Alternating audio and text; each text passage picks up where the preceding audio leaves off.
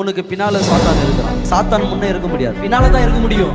அப்ப முன்னால யார் இருக்கிறா? பரிசுத்த ஆவியானவர். அதனாலதான் நம்மளால சாத்தானை முன்ன பார்க்க முடியறது இல்ல. அதனாலதான் சாத்தான் எங்க வந்து பேசுறான்? உன் காதுகிட்ட வந்து பேசுறான், முன்ன வந்து பேசுறது இல்ல. ஏன்னா உனக்கு பயம், ஏன்னா உனக்கு முன்ன ஒருத்தர் இருக்கிறார். அதுதான் பரிசுத்த ஆவியானவர். உன்னை பார்த்து நிக்கிறது கூட சாத்தானுக்கு பயம், ஏன்னா உனக்கு முன்ன ஆவியானவர் இருக்கிறார். ஏன்னா உனக்கு முன்ன நிக்க முடியாது. 1 யோவான் 4:4 உலகத்தில் இருக்கிறவரை காட்டிலும் உமக்குள் இருக்கிறவர் பெரியவர். இன்னைக்கு வேற ஒரு அபிஷேகம் இருக்குது சபைகளுக்குள்ள. மற்றவங்களை குறித்து பேசுறது, கூட இருக்கிறவனை நம்ம ஆண்டவரை காட்டி கொடுத்தான்.